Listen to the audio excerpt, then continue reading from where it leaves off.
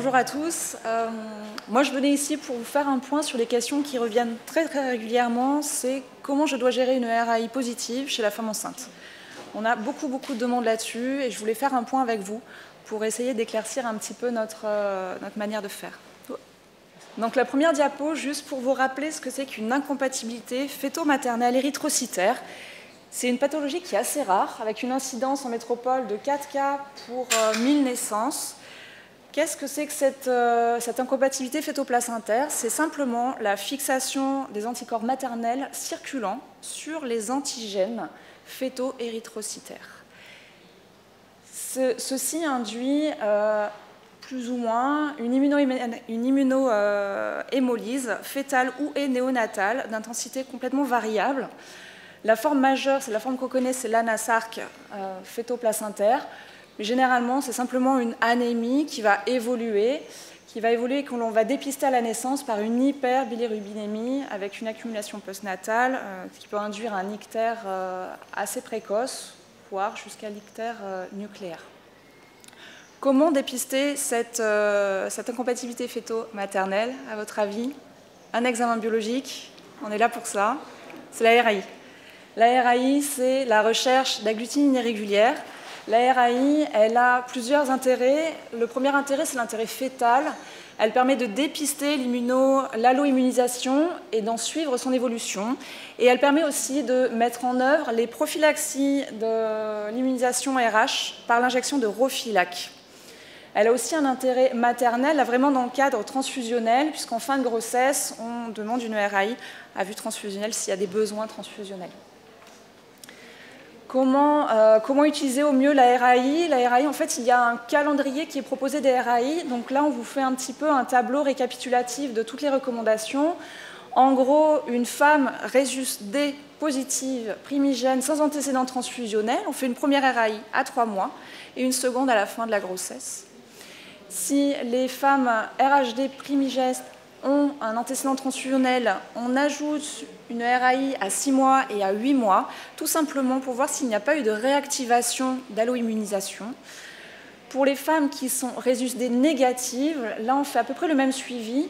Le gros intérêt de la RAI à 6 mois, c'est simplement pour voir si on peut donner du Rofilac ou pas. Puisque quand on donne du Rofilac à la 28e semaine, on peut s'abstenir de faire une RAI au 8e mois. Ça, c'est les derniers recos. Ensuite, chez toutes les femmes, en cas de besoin transfusionnel, évidemment, on fait une RAI. Donc ça, c'est pour toutes les personnes qui risquent d'être transfusées. Et enfin, les femmes allo-immunisées, là, on va faire une RAI vraiment en fonction de l'anticorps présent et en lien avec le suivi qui va être proposé. Comment ça s'organise en Nouvelle-Calédonie? Il y a quelques petites spécificités sur notre caillou quand même. Les RAI sont réalisées dans tous les laboratoires, privés ou publics. Quand la RAI est négative, le compte-rendu est donné et il n'y a pas de souci pour le suivi. Quand la RAI est positive, l'identification de ces agglutinines irrégulières est envoyée automatiquement au service de transfusion sanguine. Nous sommes les seuls sur le territoire à faire cette analyse-là. L'identification est réalisée et le résultat sera envoyé au laboratoire et au prescripteur. Je voulais faire juste un petit point sur la particularité de la gestion du Rofilac en Nouvelle-Calédonie.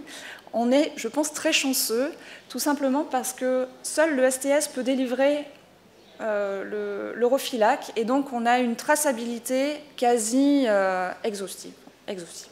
Donc on sait à chaque fois que l'on va distribuer du Rofilac et injecter du Rofilac, on a une traçabilité qui est de 100% quasiment. Donc on va vraiment avoir une facilité d'interprétation de la présence d'anti-D ou d'anti-D résiduels suite à une injection. Pour continuer un petit peu sur l'identification, lorsqu'on identifie un anticorps à risque obstétrical, nous allons faire au sein du laboratoire ce qu'on appelle un titrage.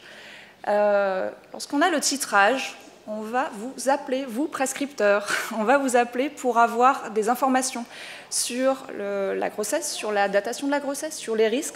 Enfin, on va discuter un petit peu pour optimiser l'organisation du suivi. Parce qu'en fonction de l'anticorps obstétrical, on va avoir un suivi plus ou moins lourd. Dès qu'on a un titrage sur un anticorps à risque obstétrical qui est fort, on a un titrage qui est aussi élevé, on va travailler en collaboration avec le CNRHP. Le CNRHP, c'est le Centre national de référence d'hémobiologie périnatale qui se trouve à Paris, à Saint-Antoine, qui sont spécialisés dans le suivi des RAI positives et qui vont pouvoir nous aider en faisant des techniques que nous ne faisons pas ici en Calédonie, à savoir le titrage par la technique de référence en tube, dosage pondéral et génotypage, et évidemment, ils nous fournissent les conseils à la fois biologiques et cliniques. Donc voilà ce magnifique tableau, là, oula, c'est dur. Ce tableau n'est pas si compliqué. Ce qui sera intéressant pour vous, c'est qu'en sortant d'ici, vous reteniez 4 anticorps d'intérêt. Les 4 premiers anticorps d'intérêt, c'est l'anti-D, l'anti-KEL, l'anti-petit c et l'anti-grand E. Ces 4 anticorps-là, ce sont les 4 anticorps d'intérêt obstétrical qui peuvent induire un risque d'anémie fétale pendant la grossesse. L'anti-D, malgré la prophylaxie avec l'Eurofilac, est responsable en fait de 80% des anémies fétales. Donc c'est encore là. L'anti-D et l'anti-KEL, et l'anti-petit c, pardon, ce sont des anticorps qui vont avoir une action périphérique au niveau fœtal. Donc si l'anticorps passe au niveau du sang fœtal, ces anticorps-là vont se fixer sur les hématies. Il va y avoir un risque d'hémolyse périphérique. Il faut savoir que l'anti-KEL est un petit peu plus pervers, celui-là. Il va s'attaquer aux progéniteurs érythroïdes et donc on va avoir une anémie beaucoup plus profonde, surtout à la naissance. Donc c'est intéressant aussi de le suivre. Vous avez ensuite en bleu des anticorps que l'on dit aussi d'intérêt, mais de moins d'intérêt en tout cas, puisqu'on a toujours un risque d'anémie fétale, mais qui est là beaucoup plus exceptionnel. Au niveau de la biblio, on a 2, 3, 5 cas qui sont recensés. Donc on est attentif, mais on ne va pas s'alerter. Là, ce sont en bleu les anticorps qui ont un intérêt obstétrical moindre. Ils ont un intérêt en postnatal, puisque vous voyez que pour ces anticorps-là, en bleu, le risque d'anémie fétale n'existe pas. Par contre, le risque d'ictère à la naissance est bien plus prégnant. On a en particulier, et ça vous le connaissez, l'ABO, les incompatibilités ABO que l'on retrouve. Et ensuite, en vert, on a ces anticorps-là qui vous embêtent la vie souvent, et c'est souvent ce qu'on retrouve le plus. C'est l'anti-Lewis, l'anti-Luthéran, l'anti-P1 et l'anti-HI. Souvent, là, on a un petit coup de fil en me disant « j'ai un anti-Lewis, qu'est-ce que j'en fais ?» Rien. Détendez-vous. On n'en fait rien, il n'y a pas, de risque ni pour l'enfant, ni pour la maman. Donc là, c'est une diapo que vous pouvez peut-être rattraper vite fait pour l'avoir dans la poche quand vous avez un résultat qui vous embête un petit peu. C'est une diapo que j'ai repris au docteur Mayou, qui est la référente du CNRHP, en gros qui résume en vert les anticorps sans intérêt, donc il n'y a pas de suivi. Les anticorps en bleu, ceux qui induisent ou qui peuvent induire un risque hémolytique postnatal. Là aussi, on ne va pas s'inquiéter pendant la grossesse, il faut juste s'adapter au moment de l'accouchement, au moment du suivi en fait, post-accouchement.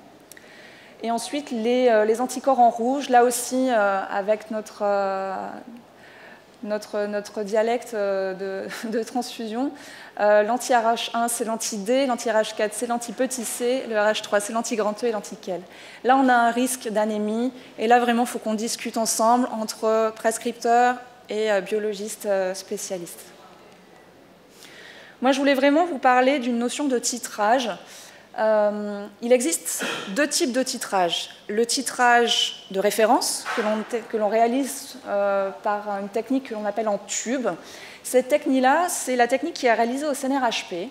C'est une technique qui est très chronophage et qui nécessite vraiment d'avoir une connaissance, ou en tout cas une sensibilité technique importante. Et nous avons aussi la technique qui est réalisée au STS, et puis dans pas mal d'autres labos aussi en métropole, qui est la technique sur gel. Cette technique-là, elle est beaucoup plus facile, elle est automatisable, et elle n'est pas du tout opérateur dépendant.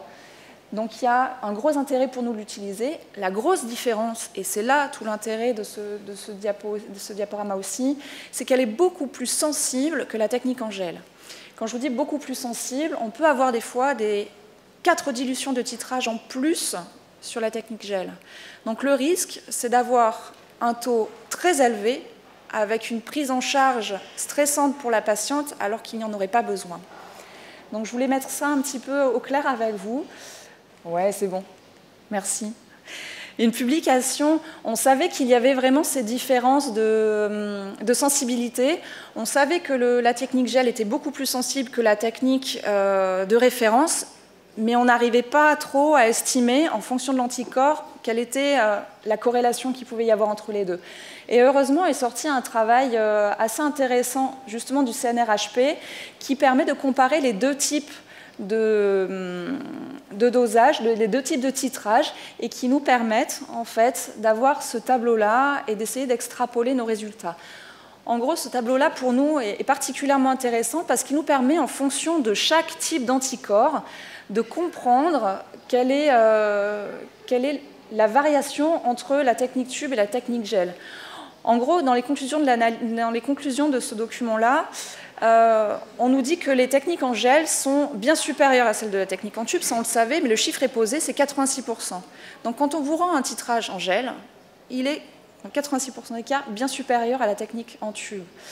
Et là, avec ce tableau-là, on arrive à extrapoler, tout en sécurité, ces seuils qui ont été définis entre la technique tube et la technique gel.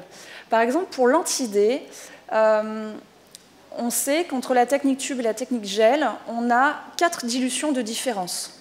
Ça veut dire que le seuil que utilise le CNRHP, qui est à 8, et qui permet du coup un suivi rapproché derrière la patiente, chez nous, il va être à 128. Donc ça, c'est intéressant de le comprendre, parce que si je vous rends un titrage à 16 ou 32 ou 64, si c'est une technique gel, il faudra moins vous exciter que s'il s'agit d'une technique tube. Donc ces résultats-là, ils sont très pertinents pour nous. C'est des résultats qui vont être consolidés, ils vont poursuivre ces études-là pour qu'on ait un nombre statistiquement confortable d'anticorps et de tests en tout cas. Nous, techniquement, au laboratoire, on va, je pense, plus s'adapter et évoluer pour vous rendre des résultats qui soient très clairs. On va vous expliquer très clairement quelles techniques nous avons utilisées. Et surtout, ce qui est important, c'est qu'il y ait une relation et une collaboration entre les biologistes spécialistes et les prescripteurs. Et qu'on ait vraiment un échange là-dessus et un dialogue par rapport au suivi. Par exemple, pour l'anti-D, le seuil à partir duquel on va engendrer tout un suivi échographique est à 8. D'après le CNRHP, et chez nous, ça correspondrait à un titrage à 128.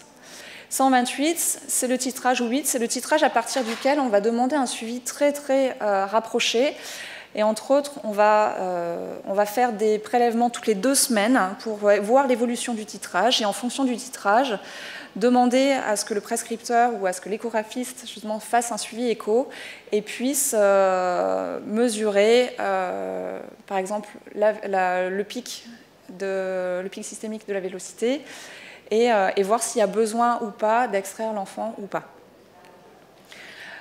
Donc ça, c'est un petit peu compliqué peut-être au niveau du tableau. J'aimerais juste vous faire part de 2 cas cliniques pour vous montrer un petit peu ce qu'il en est. Au niveau le premier cas clinique, c'est une petite dame qui est suivie, correctement suivie. Sa première RAI à 3 mois est négative. Elle est Rhésus-D négative, donc elle fait une RAI à 6 mois, juste avant son Refilac. Et là, on retrouve un anti-D à titre 4. Je vous mets en technique gel.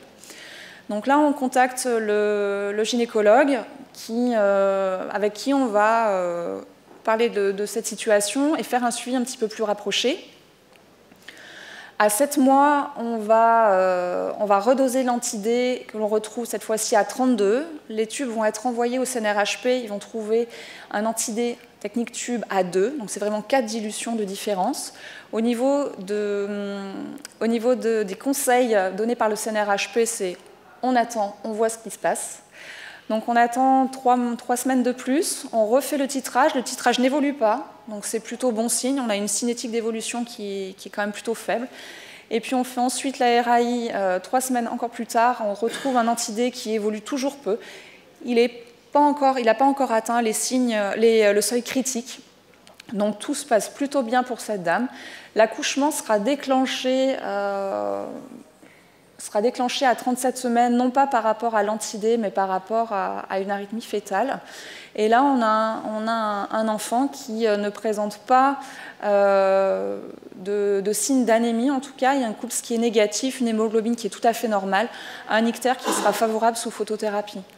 Donc vous voyez, dans ce cas-là, tout va dans le meilleur des mondes. On a suivi correctement et il n'y a rien eu de particulier. Moi, ce qui m'a interpellée, c'est que je ne pense pas eu de dialogue avec le clinicien. Et dans le dossier de cette dame-là, il était demandé un déclenchement à 38 semaines, tout simplement parce qu'elle avait un antidée.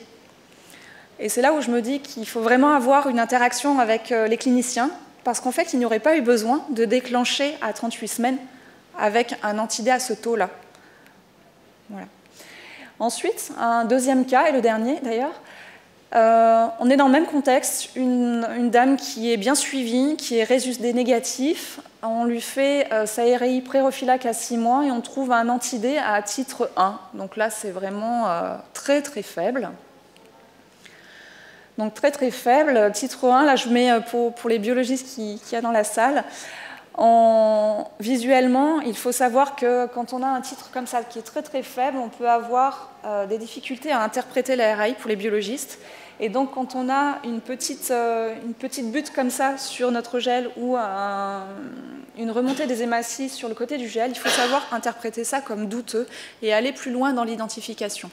Parce que ça, si vous rendrez ça négatif, derrière, vous injectez le Refilac et vous pouvez passer outre une alloimmunisation. C'est ce qui s'était passé pour cette dame-là, en fait. Nous avons envoyé au CNRHP des prélèvements et évidemment, le titrage n'était pas réalisable en tube, tout simplement parce que la technique n'est pas assez sensible, ce qu'on a dit tout à l'heure. Par contre, ils ont fait un micro-titrage et ils nous ont bien répondu, malgré le fait qu'on leur dise qu'il n'y avait pas eu d'injection de Refilac, que c'était une concentration compatible avec une injection de Refilac. Le génotype fœtal avait été fait puisque le papa était hétérozygote, donc on voulait savoir s'il y avait un risque, s'il y avait réellement une incompatibilité fœto-maternelle, et c'était le cas. Nous avons du coup continué à suivre cette patiente. Quelques semaines plus tard, nous réalisons à nouveau un titre qui cette fois-ci sera 64, envoyé au CNRHP à 4, donc toujours 4 dilutions de différence. On voit que là, contrairement au cas précédent, on a une évolution qui est beaucoup plus rapide, qui se confirme 3 semaines plus tard, puisque là, on a un titrage qui évolue très très fortement, qui est bien au-delà des seuils critiques. Donc là, le CNRHP nous appelle en urgence en nous demandant de faire un suivi échographique. Le gynécologue fait l'échographie, rien à signaler au niveau écho, donc on continue. On suit. Le 21, on a un titrage qui est toujours aussi élevé. On n'a pas eu le temps d'envoyer au CNRHP le tube. Et le gynécologue suspecte une anémie fœtale et donc demande à ce qu'il y ait une naissance, à ce qu'il y ait un accouchement prévu pour quelques jours plus tard. Et à la naissance, effectivement, on a un nouveau-né qui est d'une grande pâleur, avec un COULS, une anémie assez importante, très régénérative. Là, vous êtes au taquet sur l'hérétique, je sais. On transfuse ce petit à J1 et il n'a pas du tout d'ictère significatif. La bilirubine n'évolue que très très peu. Il y a une évolution tout à fait favorable pour cet enfant. En fait, dans ces deux cas, je voulais vous montrer qu'il y avait vraiment une... On ne peut pas dire ce qui va se passer, on ne peut pas prévoir ce qui va se passer avec le titrage, et c'est vraiment le suivi régulier du titrage qui va nous permettre de voir cette évolution de la cinétique et du coup de prendre en charge au mieux la patiente. Là, on ne pensait pas qu'il y aurait une si forte évolution, ça a été le cas, et du coup, on a pu faire le nécessaire dans le cadre de son suivi. Cette patiente-là, il y a eu un couac au niveau de sa prise en charge dès le départ. En fait, la RAI a d'abord été rendue négative par un laboratoire, puis repositif. Enfin, il y a eu un couac au niveau du labo. Donc la gynécologue avait demandé à ce que la patiente aille dans un autre laboratoire qui là nous a envoyé le prélèvement. Si on n'avait pas dépisté à 3 mois l'immunisation de cette dame-là, on n'aurait pas pu faire le suivi adéquat et donc il y aurait pu avoir un suivi un petit peu plus délétère que ce qu'il y a maintenant. Donc en fait, ce qui est important, ce que je trouve important, c'est de bien vous mettre dans la tête que l'incompatibilité fœto-maternelle, le diagnostic peut être que purement biologique, que c'est une pathologie qui va être dépistée si l'on suit de près le calendrier des RAI. Et impérativement, nous devons collaborer, nous biologistes du privé, biologistes spécialistes et cliniciens, pour adapter au mieux le suivi et avoir une communication beaucoup plus fluide. Le CNRHP est un très bon référent pour nous, qui peut donner beaucoup d'aide aussi au niveau clinique, ce que je ne peux pas vous apporter moi. Et quoi qu'il arrive, si vous êtes face à une femme qui a une RAI positive et que vous êtes dans le doute, n'hésitez pas à nous appeler. On sera toujours content de vous aider. Donc n'hésitez pas, nos 3 contacts sont là. Nous sommes 3 au STS. On est d'astreinte, donc si vraiment il y a même une urgence, vous pouvez nous appeler presque à toute heure.